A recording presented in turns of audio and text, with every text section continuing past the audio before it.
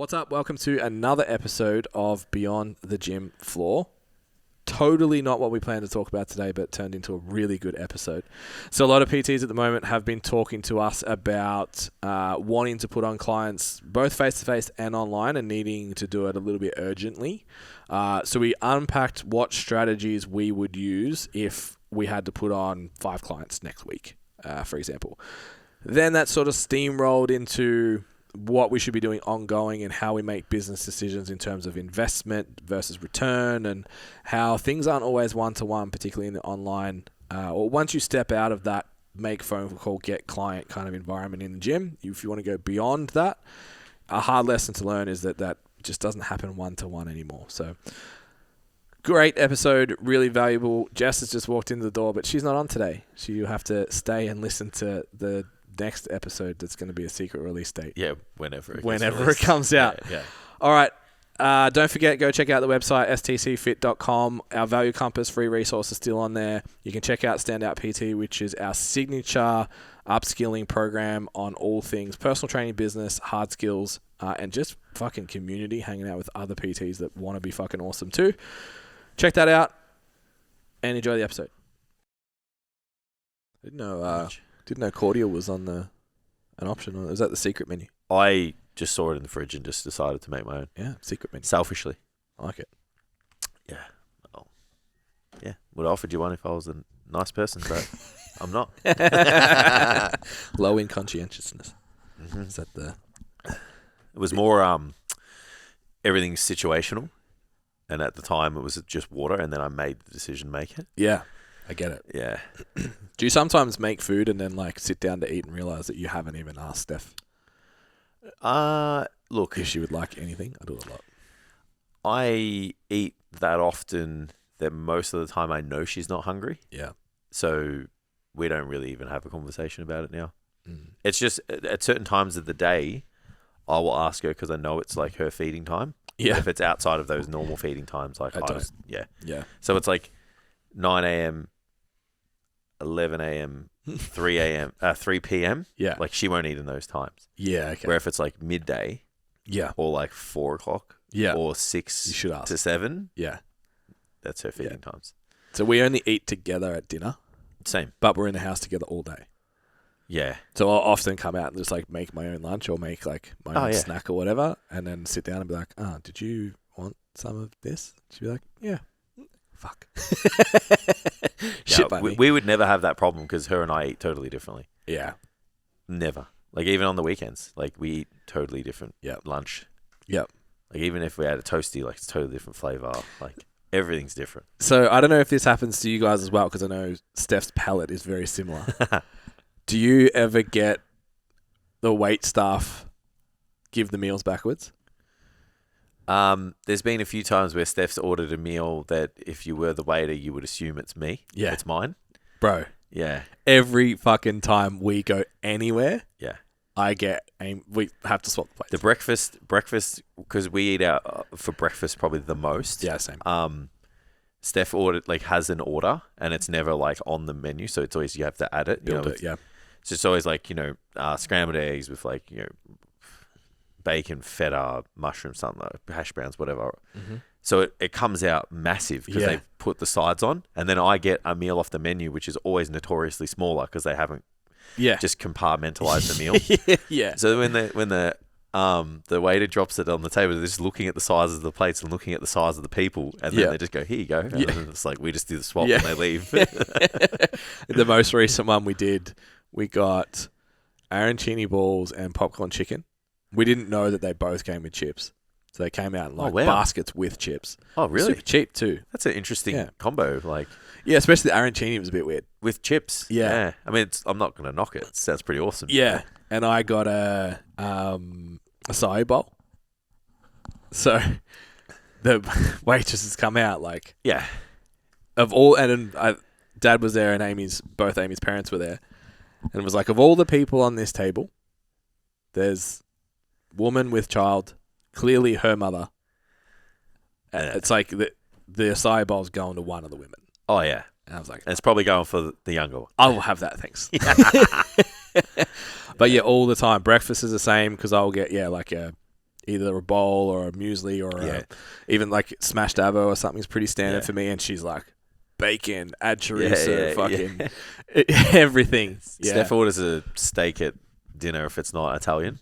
Yeah. So she'll just have the eye fillet. Yeah. It's the most consistent thing. It's like it's lean, it's tender. Yeah. It's going to be good. If someone fucked it up, they shouldn't be working as a chef. Yeah. So then when it comes out and I've ordered something, kind of random or whatever, so they're always like, man, it's steak. Yeah. Yeah. Like, nope. And usually, because Amy doesn't really eat vegetables, so whatever her selection is going to be is low veg, and I'm pushing more fruit, more veg, more whatever. So it's just like, oh, this is the salad really for the lady. Gender stereotyping as they walk to the table. Like, I'll have that, thanks. How dare you assume that I was going to eat that meal? Yeah. But I'm also, you won't get to eat half of your missus' meal, but I do. Unlikely. Yeah, so I always get half anyway. So I'm like, that's not mine yet. Yeah. Soon it will be mine. That's it. Yeah. Love that. How's biz looking? I know you had a upswing this week. I feel like we should talk about it because I know there's a bit of a whisper. Things are a bit quiet. Just a little increase in. And it's funny, we were talking about the referrals, like they're all referrals. Yeah, that's good. Yeah, and then we were like, the guys were, having troubles, I guess, with bringing people into their businesses. Yeah. And the first question we asked was like, have you asked your current clients, if they had anyone that they were thinking, that was interested in training or whatever? And the consensus was that they hadn't. And then, had 4 people come from the web. Yeah. They're like, you go work with this person. So it's just such a straightforward thing that people don't really think about. Yep. Granted, one of them was like a acute circumstantial situation, like I got to take someone on last minute for a prep and stuff. It's always fun. It's actually a really cool challenge. Yeah. Because it's like, I got the same with powerlifting. I said to the, it's not the same, but no, I know what you mean. It's last minute. It's like but I just said to him, like, look, we can give it a crack. Yeah. Like it comes to the right place. Yeah. Why not? Yeah. It's like for me, the expectation is not like I always hold myself to a high regard. So it's not like I'm going to go into this and just like not try. Yeah. But I don't know. I just feel super excited about it. Where like all the other ones, like every decision's on me. Yeah. Like everything. You've got an out for this one. I'll never take it though. Yeah. I'll never take it. Yeah. But yeah, so it's been a tough 6 weeks kind of coming into the year. And usually picks up earlier. Hey, like it's usually like early Feb. We've been doing, I can sit and say like, I've been doing the showing thing. Up. Yeah. Doing the thing, we've had marketing campaigns going out. We've been present on social media. There's been calls to action. Like there's been engagement with the community. Like, it's just sometimes, that time. Like, I think I had, the most I've had is I think I signed 7 people up in like a week and a half last year or the year before. And then it's always like, it's funny because Steph's always like, what did you do? And I'm like, I'm like, it doesn't work like that. So even when I was saying to her, like, oh, things are a little bit slow, she's like, well, what do you need to do? And I'm like, I'm doing it. Yeah, the same thing I always do. Yeah. But like in saying that, there's more aggressive tactics that you could adopt. Yeah. If you need them, like we were saying to the guys at Q&A the other day, it's like, it just depends. So let's go through that. So I'm probably going to start the process next week to then aim to put on clients from the week after that. Yep. Back from paternity leave, Gold Coast will be done. And it's like, okay, I've got time now that I can probably bring on some clients myself. Yeah. So are we going are we going to use long-term and acute strategies simultaneously, or are we going to start with like the most bang for buck? Let's say like my goal is probably 3 to 5 in 6 weeks. Yeah. So first place I would go is the current network that you have. Yeah. So every business should have like a referral kind of system going on, and your current members should have a really good understanding of what that referral system is, and there should be some form of benefit for them. Yeah. It's like, hey, you do this, you get this. You guys can decide what that is. And then if you do a weekly newsletter, like it's probably the easiest place to like let your clients know. You don't have to let them know every week, but every couple of months you might have a couple of new people come on board. It's like, hey, just letting you know, we have this referral bonus, and you can take advantage of this by letting your friends know, etc. you'd be really surprised at just like how quickly that'll get, some traction. Like, I was saying to you were there. I'm saying, but when I said to Kayla, like, think of like one person who just talks about you with just like utter admiration. Yeah. I'm like, they have 10 people that are going to at least listen to them. Yeah. And I'm like, imagine if you had 3, 4, 5, 6 of them. Yeah. Even if using that traffic light system. So it's like green is like the ones that are just like, do not have a bad word to say about you, totally bought into the brand, everything you're about, have gotten exceptional results. They're just going to talk about you so favorably. So if you let those people know, think about how they're going to speak to all of the people they know. Yeah. So there's like... We even had the discussion about the perception of busy. Yeah. Which is like the goal, right? You want to present Absolutely. on social media that you're killing it, that you've got heaps of clients, the clients that you do have are doing really well. Yeah. You don't want to be the desperate one. Yeah, and you always look... I was saying this to Steph the other day. Everyone always looks better than they are. Yeah. Everyone always looks like they're killing it more than they are. Yeah. So, yeah, the perception is that you can have with your current client base is that you're busy and you've got so much stuff on, and they might actually be hesitant to send you something. Like one of my clients said to me, like, hey, man, I know you're not taking on any clients at the moment, but my mate wants to train with you. And I was like, well, this actually comes at great timing. And then I reflected and I was like, well, fuck, I should have let them know. Yeah, they should know. They should know when I'm putting people on, I let a few people know, but I didn't let everyone know, and I should have let everyone know. Yeah. So I was like, that's actually good timing. I had a couple of spots free. Like I actually had 2 or 3 spots available. Not 30. Well, yeah, just a couple, Yeah. So I said it comes at good timing, whatever. Yeah.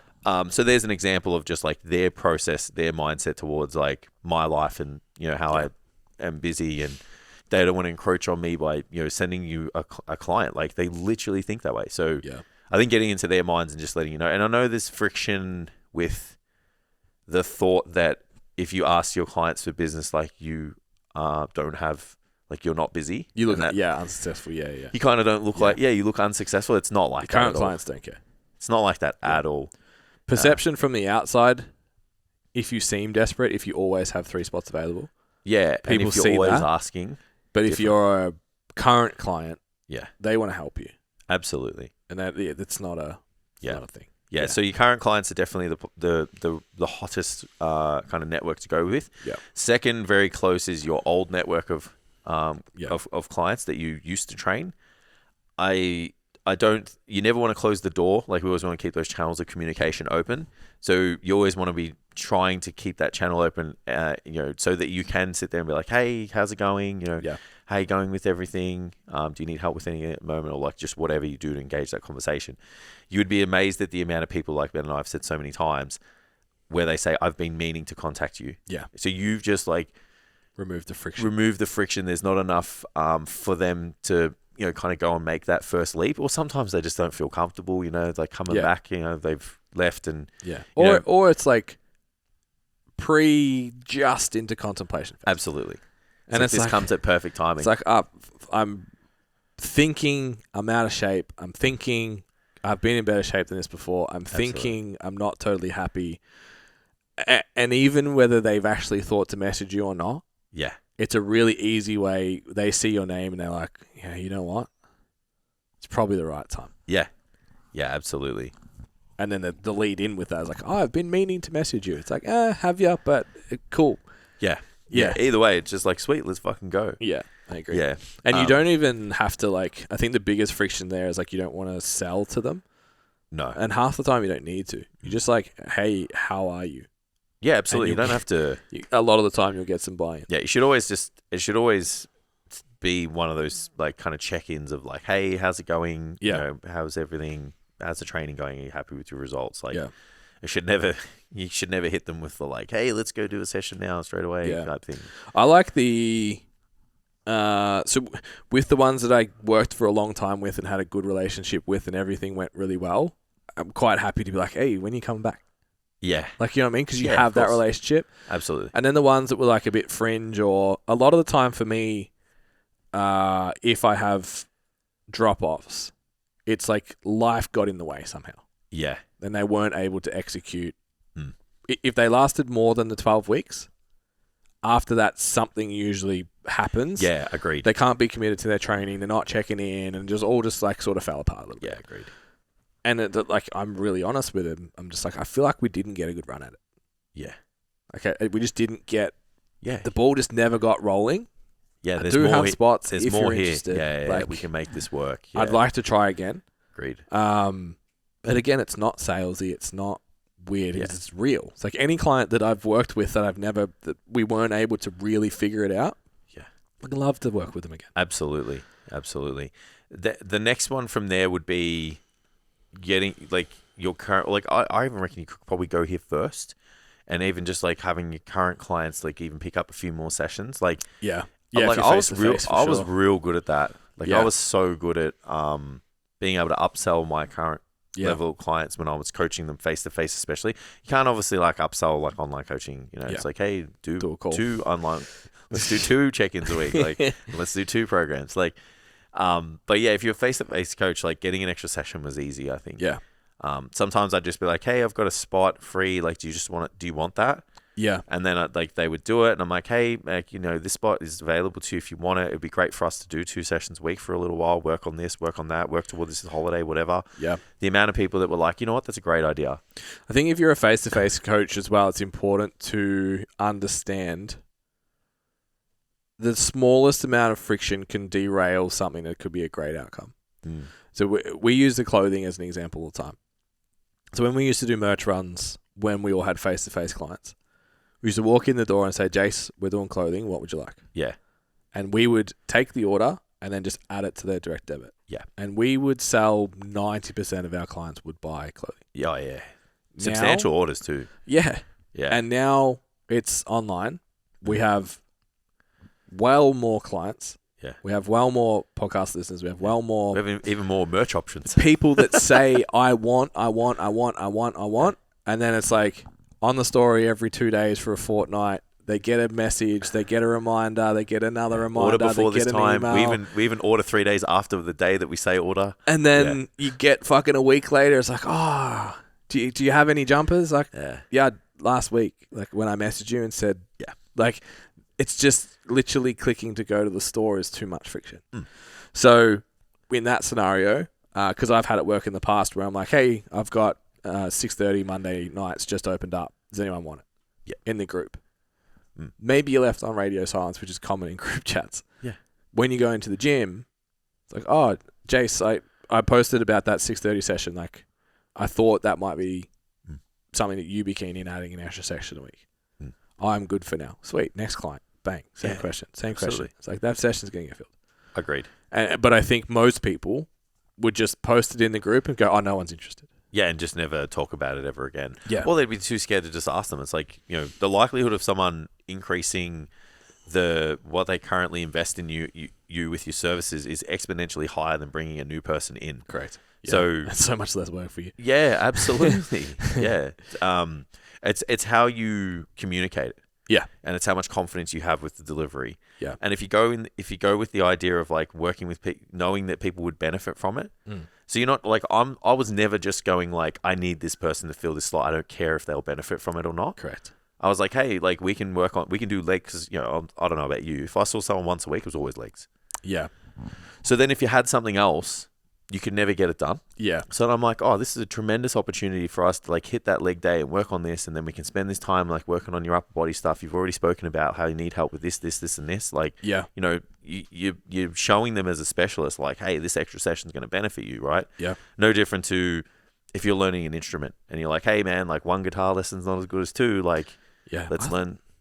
I thought about that analogy like this week. Yeah. I think I remembered you using that analogy so much. I was like, we need to bring that back. Yeah, well, that was always the like, well, if you do 3 sessions instead of 1. Yeah, I was sales for the gym. When you sell the personal training sessions, I'm always like, think about it like a guitar. If you don't know how to play it, you're going to learn how to play the guitar. So you're going to be learning how to do the gym exponentially faster. You're going to get exponentially faster results. Yeah. And then at some point, we can drop your sessions back. So you can always do it the inverse way. Yeah, it's funny. We're so happy to take away the sessions because it's an easier conversation with like less potential conflict. Yeah, but we're never able to, as specialists, like you and I are now, because we're confident about most people just never confident enough to say like, hey, shouldn't you should probably do that extra session I've got at 6:30. Like, let's have a crack at it. Yeah. And even if you are nervous, you can just say like, oh, let's do it for like, we'll try for 8 weeks. If you don't like it, we'll go back.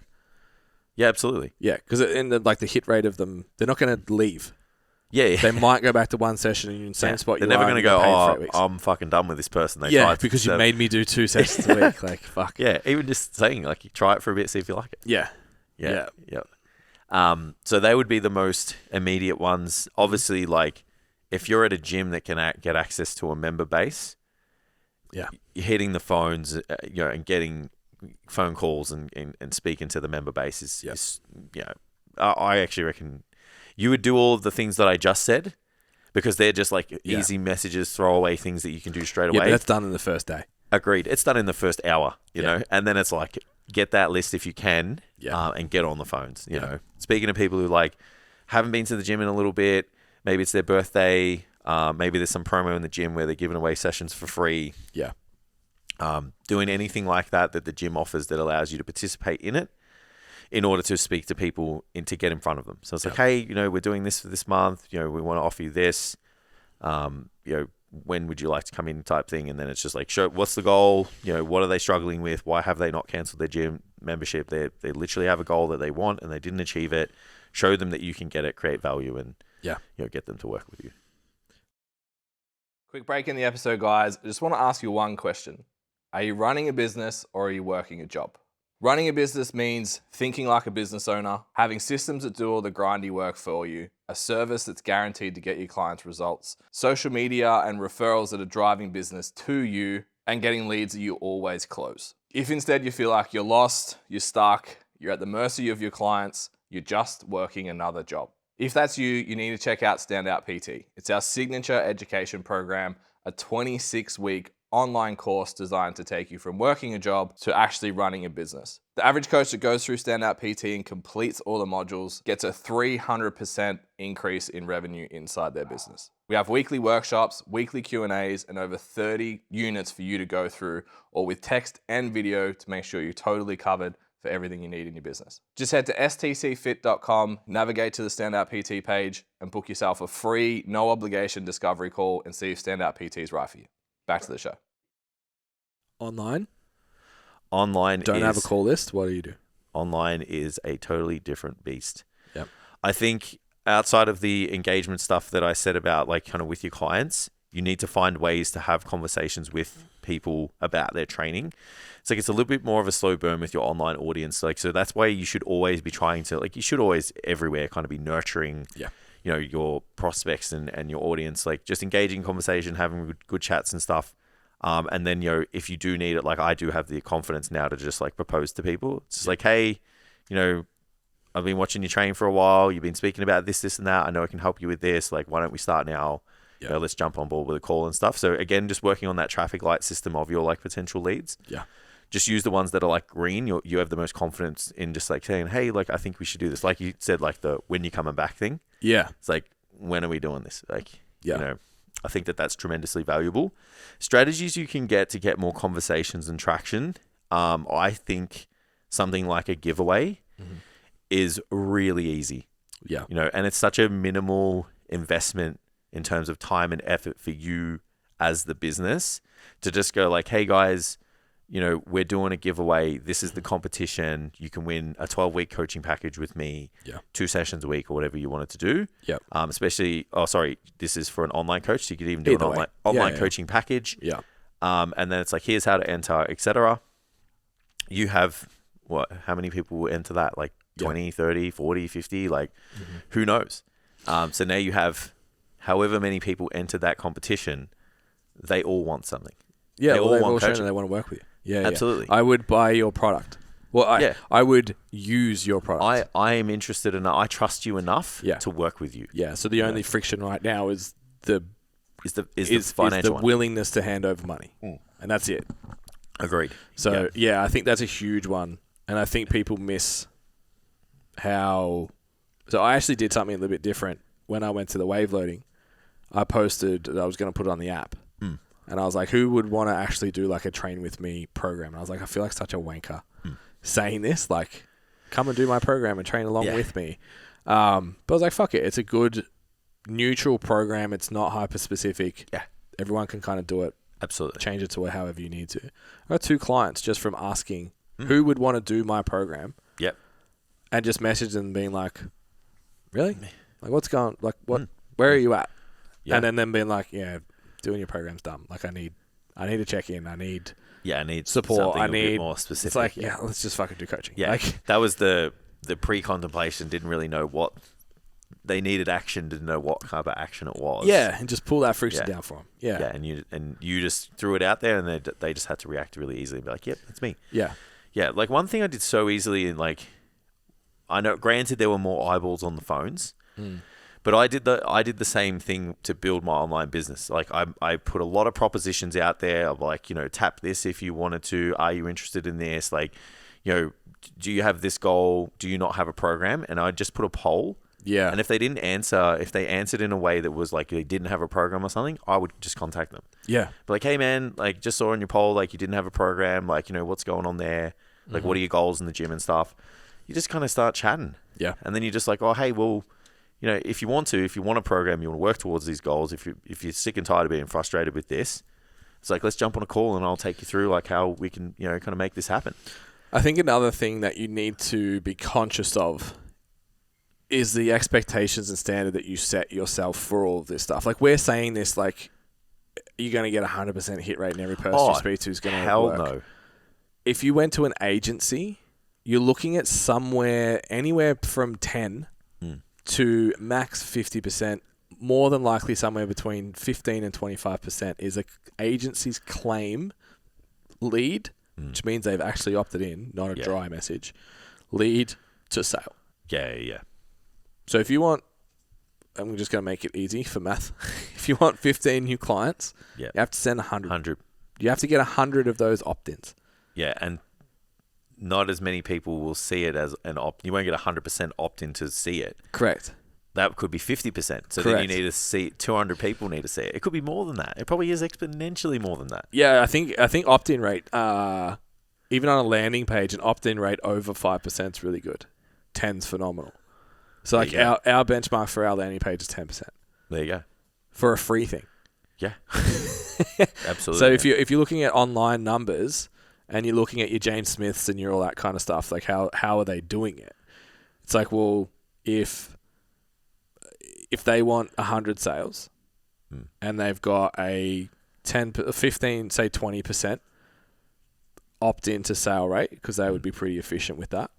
So they're going to need 5 times the amount of opt-ins than they do want sales. Yeah. And then, you know, the opt-in rate from the landing page is going to be somewhere around another 10 times that, because it's 10%. Then how many people, what percentage of click-through rate? 5% is dominating. Yeah.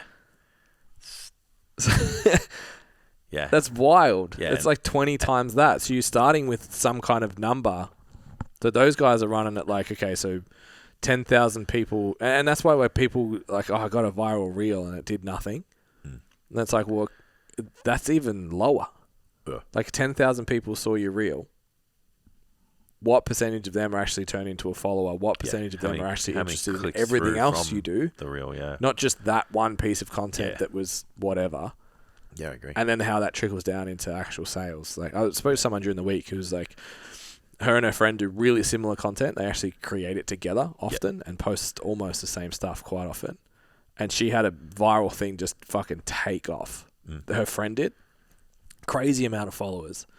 But business metric wise, the smaller account is doing better. Yeah. So it's like...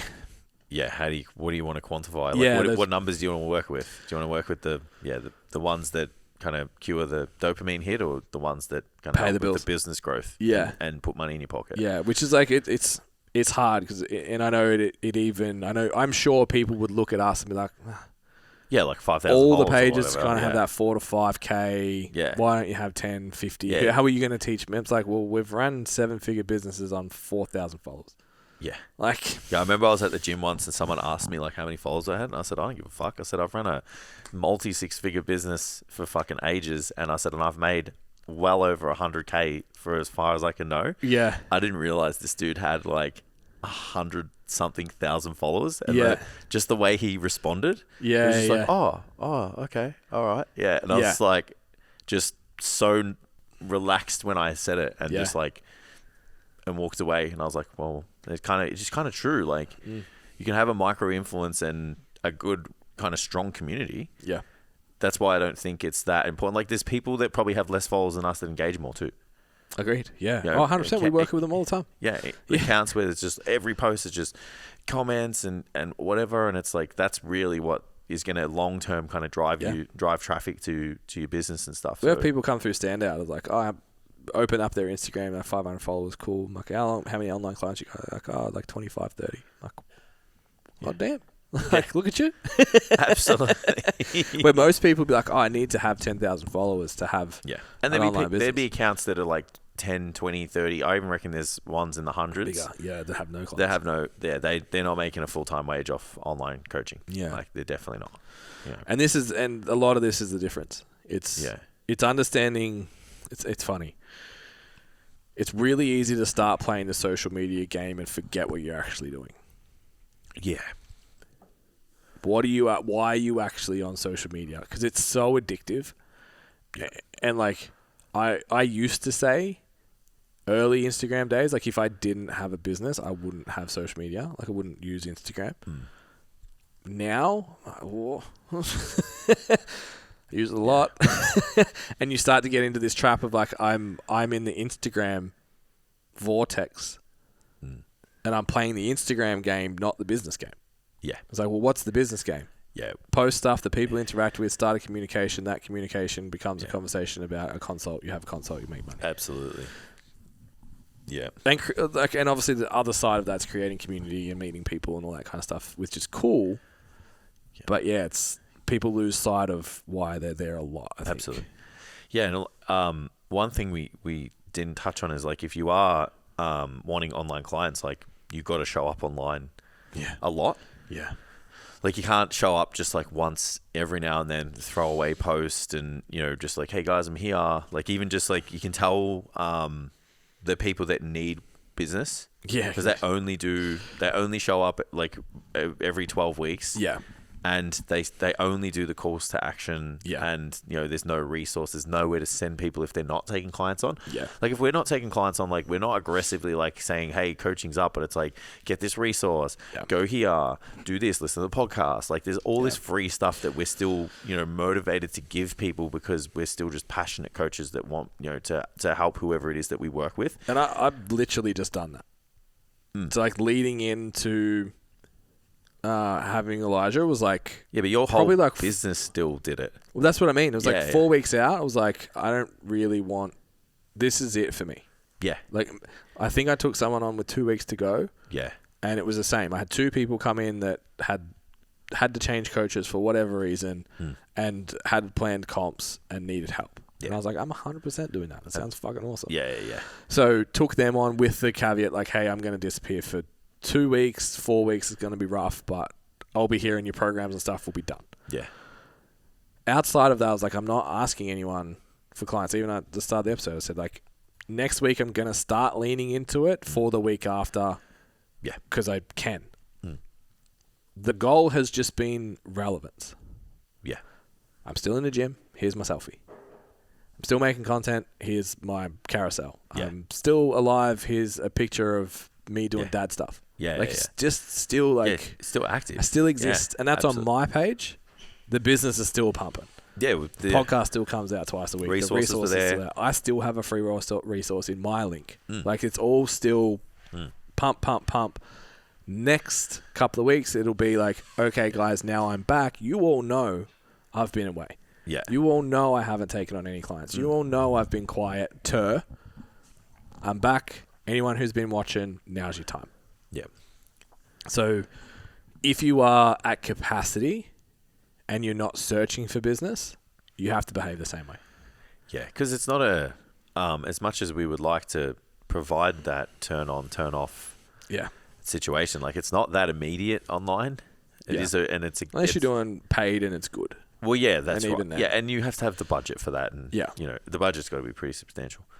So yeah, and then it's like in the gym, it's way more immediate. It's like walk up to someone and talk to them. Yeah, pick up the phone and speak to somebody. And that, I think face to face, you can get away with it because you can just go get on the phone. Yeah, of course. That's what I always did. Yeah, I know you always had on the floor someone you could be like, hey. Yeah, I was always kind of like because I spoke to so many people. I'm just like, all right, this one's next. Yeah, I'm like, I'm just gonna see. Yeah, they always worked out really well. It's so funny. I spoke to Jess during the week, and I was telling her that Elijah cried all the way home from Shep. So he saw more people in a day than he's seen in his entire life. Yeah. It was just so like, I've fucking had it, bro. And Jess just goes, so he's like his dad then? Just introvert, shut down, I've had enough. Yeah. Yeah. A gym full of people, there's too many humans. Yeah. But yeah, it's face to face, I think it is tap on, tap off a little bit more than online.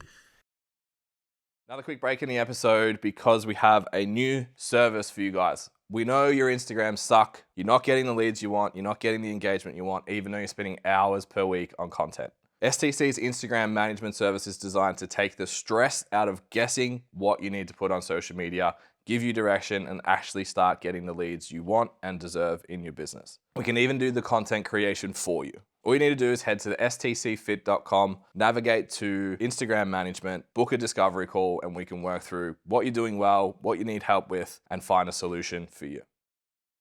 Yeah, there's a few more options. A few more ideas you could have is like a competition, obviously. Yeah. Make sure the prize is worth, like the admission for it too.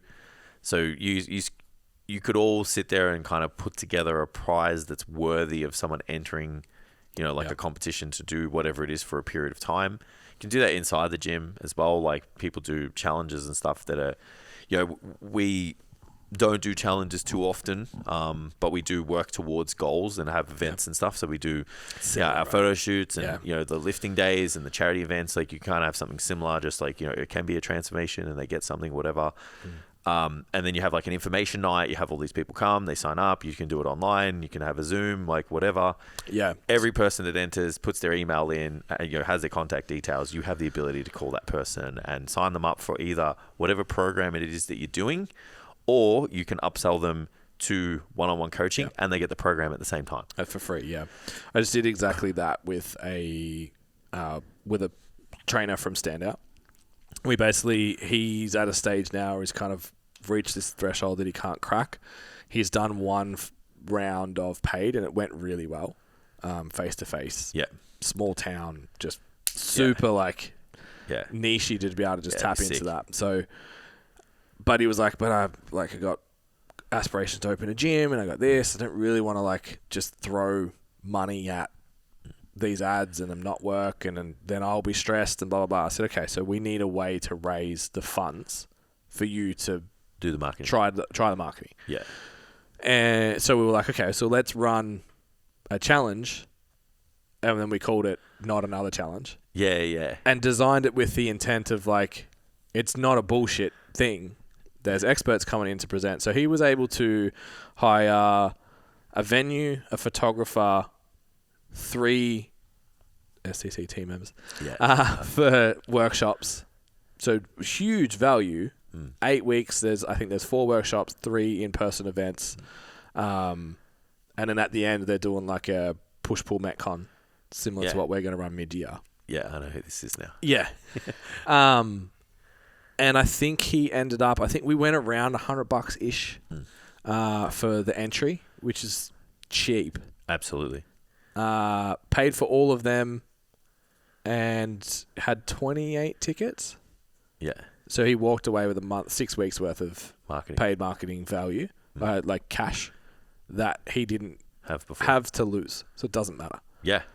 And he gets to run this cool event, and he got new clients out of it, and it's going to be huge for branding, and he's going to get so much content out of it, and he gets to keep those recordings and give it to his clients as resources.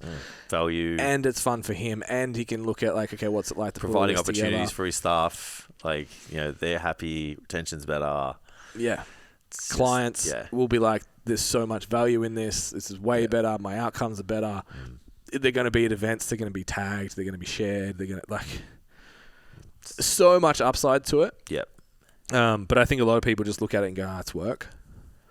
Yeah. They just put boundaries in front too much, I think. Yeah, or there's the fear of no one coming. So you run the information night. Yeah. And no one comes. It's like, oh, well.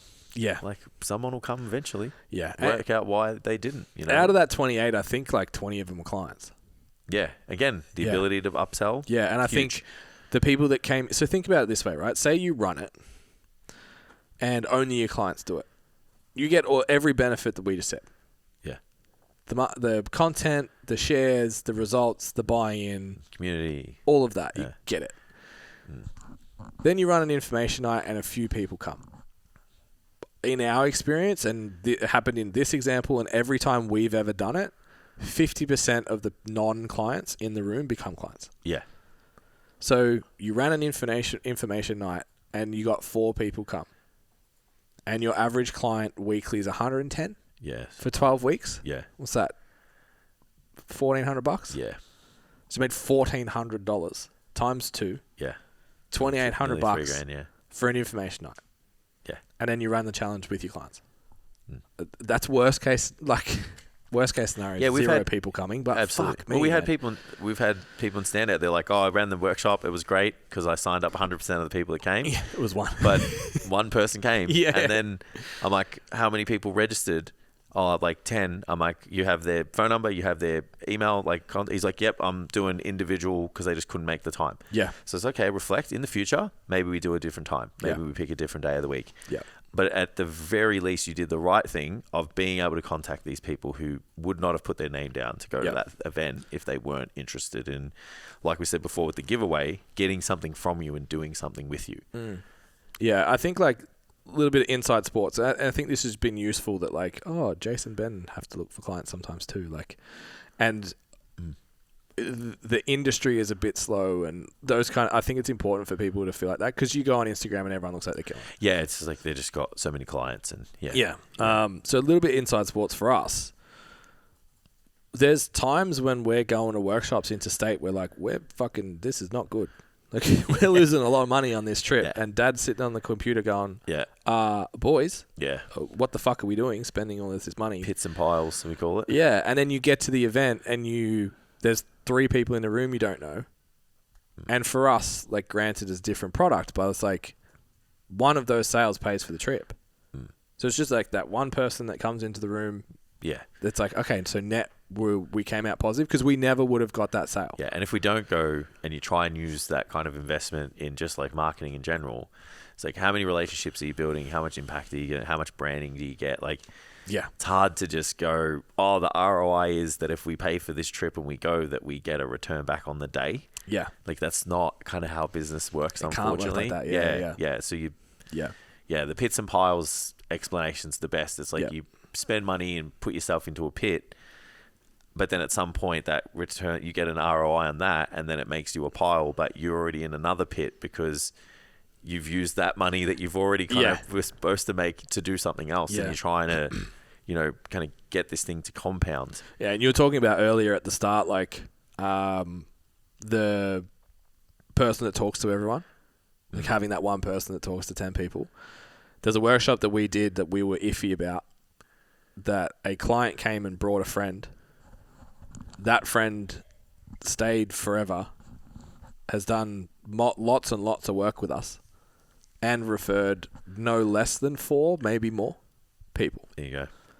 So it's like that event, we were like, this is touch and go, and we stayed in a really shitty house. No, that was the good house weekend. Oh, yeah. But either way. Which just means we spent more money, which made it more stressful. That's why we stayed in the shit house the next time. We didn't want to go home to the shit house. When we were sitting out the front of Frango's? Yeah. Do you want to go back to the house? Tam and I are like, no. No. And that turned into... Yeah. Like, what's that? 5... Like nearly 30... Well, actually more than that. Close to 50K. Yeah. That wouldn't have happened because that chain effect. So you've got to take those risks. Yeah. I don't think any other... Like, every small business that's growing and has the intention to grow is utilizing that mindset. Yeah. They're never just like, and if they're not, you're referencing the 1% that shouldn't be used as an example. It's like, I just put an Instagram post up and it went viral and then now I'm popular. Yeah. And I've got I can just put out a call to action and get clients. It's like, that's not the norm for business and growing your business. It's like, it's exposure, it's branding, it's getting out in front of people. Yeah. It's always engaging with your community. It's putting out good content. It's showing up. Yeah. And it's like just this ball of productivity that's precise that you just push. Yeah. And if you don't push it, trying to get that momentum when you need it is so hard. Yeah. Which we've been guilty of in the past. Yeah. I think I know a lot of the friction around doing it is confidence and a bit of imposter syndrome. It's also, what do they call it? Instant gratification. So that's where I was going next. Is it, so a lot of it is that, right? It's like, I'm not confident enough. I'm scared. I'm whatever. Like, there is definitely a part of that. But there's also got to be just like, let's look at today. This one will probably be an hour. The one before was almost an hour and a half. With 2 more episodes this afternoon. Literally wiping an entire day. Yeah. For me, it's an hour each way. For you, it's 2 minutes. But think about, so you and I... 4 missed meals for me.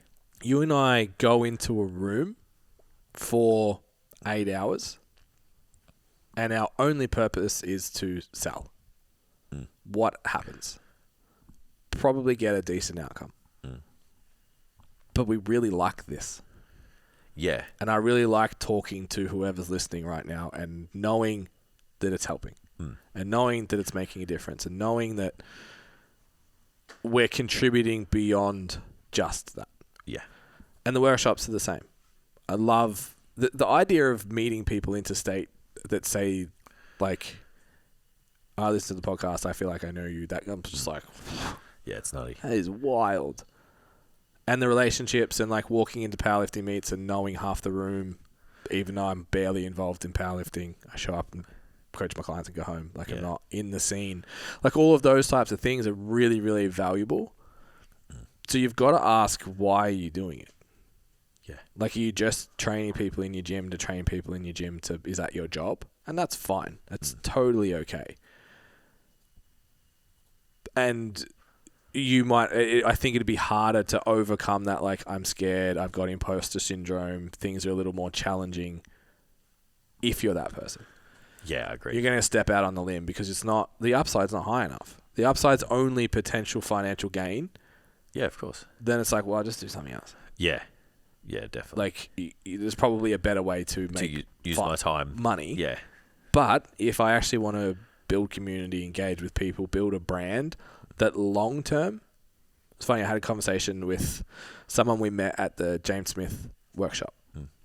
I think I spoke to them for 5 minutes. You were there for maybe another 5 after that. But as we do, asked all the questions because no one else in the audience wanted to ask questions. And then they obviously jumped on and started following the content. And she said to me, I said to my friend, these guys are going to make it. Doesn't matter. I don't know how long it will take or but they're going to make it. Yeah. Because it's just because we're doing stuff. Yeah. Putting stuff out there. You're trying to help. Look down the feed. Hasn't always been great. Yeah. But it's always been something. There's never been extended periods of time when it stops. Correct. Yeah. We've got people going away, the key integral people of our team, we're planning now. Yeah. So that it's not we'll just take a break. We're showing up. Like, we're sticking to the plan. There's a strategy. We have to adopt it. And there's so many things in business that you will do the first time and get nothing for that you have to continue to do. Yeah. Even when, like, we were trying to build our books to go online full time, it's like you make the call to action, you make the resource, you make the post on Instagram, the poll or whatever.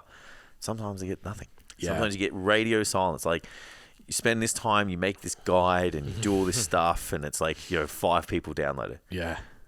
So what? Don't let that. And they don't open it. Yeah, they don't open it. Then no one goes to where you want them to. But it's like, okay, so it's like the implementation of that needs to be looked at. but it doesn't mean you don't do anything. Yeah. And that's where people just go, well, what's the point in doing it? I may as well do nothing. It's like, doing nothing is fucking worse, dude. Yeah. Like, and it's so hard. The other thing too is like it's so hard to measure the outcomes. Of course. So I've got another couple of guys who are in Standout are on their third campaign, like resource-based campaign drive. Yeah. 4 to 6 weeks, PDF-based, drive. First one, nada. Yeah. Nada. And I was like, what happened? Like, what went through all of it, asked them, like, okay, so how often were you posting your CTAs? Like, the day it released? Yes, like they posted it the day it happened, got nothing, so I was like, fuck this. Still put all the content, still followed through, it was still there, but the CTA was missing. Yeah. Okay, next time the CTA was a little better, they got a little bit more engagement. Third time, it's a little better, so there's a little bit more CTA, so it's a little better again. But on the backside of that, like they've got, and I'm not saying it's from the campaign, they've got like been invited to a school to present. They've got potential to expand their business now. They're looking at contractors. They're looking at all these different like pathways. And both of them are like, I have too many clients. Because it just went, it's not, they didn't necessarily, when you look at like the funnel, download the resource. Resource has a call to action. That call to action's a call. Here's the booking link. They didn't maybe go all the way through that, but they were like, these guys show up with quality content for 12 weeks in a row on a specific topic, on a specific problem that helps. Yeah, giving away good quality stuff for free that's impactful. And then when you speak to them, like, I saw your training and it looks good. And you're like, so all of that work I did had nothing to do with this sale because they just looked at my training stuff. It's like, no, they saw... That's easy to say. That's low friction entry in a conversation. There's a lot of stuff that they've looked at. But there's all this noise behind that's giving you authority that I care about what your training looks like. Absolutely. Because if there's nothing, it's just like, it's just another guy lifting weights or another girl lifting weights. Yeah, and just selling sets and reps. Yeah. So there's, that one-to-one is not going to be real. No. Accepting that's important. Yeah. And then, understanding the... You'll play a longer game. Keep the movement, even when you don't have the spots. So I think that's the toughest part. It's when things are going well. When you're full. When things are going well, you drop the ball on that, or you just like, because you're picking up a workload over here, it's like that workload takes away from the work over here. It's like kind of shouldn't. Yeah. Like it should just be that work over here is different. Yeah. Like you said before, it's just like, I just need to nurture what I have. Yeah. Not bring anything more in. Yeah. It's amazing how many personal trainers can, no matter what, go to the gym 4 times a week. But not post 4 times a week. Yeah. But, it's just, I agree, but it's like, that's not hard for them anymore. They shouldn't be applauded for that. I know. Yeah. So it's like, they need to now adopt a skill and a habit. Yeah. Or a bunch of habits that make... showing up. But it's the blind spot that's fascinating because I have had it and have it in different areas too, where it's like, I know my goal is going to take, as a personal trainer, most training fitness goals we set is like at least 6 months, if not a year, sometimes 5 years. Like, absolutely. This is the thing that I'm dedicating myself to over a long period of time. And then they sit down with a client and they're like, I want to lose 10 kilos in 5 weeks. And they're like, well, that's not fucking sustainable. You need to learn to make this part of your lifestyle and part of who you are and your identity and what you do. And then you're like, so how's your socials and your business track out and your budget? And how many sessions, how many clients do you have? How much money did you make last week? I get it. There's so many parallels. Wild. Yeah. Just and it's not I'm not attacking. It's just like, the blind spots that we can have of one behavior that's the same as the other that we're like, no, they're not the same thing. Yeah, because it's a totally different emotion and a totally different level of confidence. They're just like, don't think about them as very similar behaviors, but they so are. Yeah. It's like that one workout doesn't make you bigger, doesn't make you stronger, just that one. Yeah. Neither does the first resource, the post, the call to action, the story. Yeah. But the more you do of them, the better it is. Sweet. All right.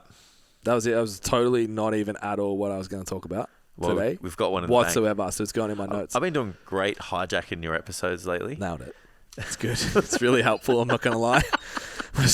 from the sleep episode before. What was it? A decrease in innovation by 40%. Yeah, true. Yeah. There you go. Gotcha. But yeah, so next Learn episode, we can drop a teaser. Unless we have anything else pressing, we'll probably talk about Gold Coast. Yeah. But we're also going to talk about scaling. Awesome. We've got a handful of people at the moment that are starting to put on coaches inside their team. Awesome. We also have a licensee education program for that. So you basically, because we've been doing it for so long, we have a system that is how we induct, train, educate, manage our team that you can basically pull over to your own business and leverage 70% of it, and then we help you create the other 30. So we'll talk about that in the next episode if that's a pathway that you're looking at. As if you've got that full book, how do you expand and use your knowledge and do all that kind of stuff. Love that. But for right now, Standout PT is open. So there's spots available in there. All you need to do is go to the link in the bio or just go to sttfit.com, check out Standout PT, put your details in. You can book an appointment straight away or just put your details in and I'll contact you and we'll figure out a time. Lots of new people coming through at the moment, which is exciting, always fun. I think that's it that's going on at the moment. Yeah. We're just got to get to the Gold Coast. Yeah, just got to make it. Yeah. All right, thanks for listening, guys. Bye. See you later.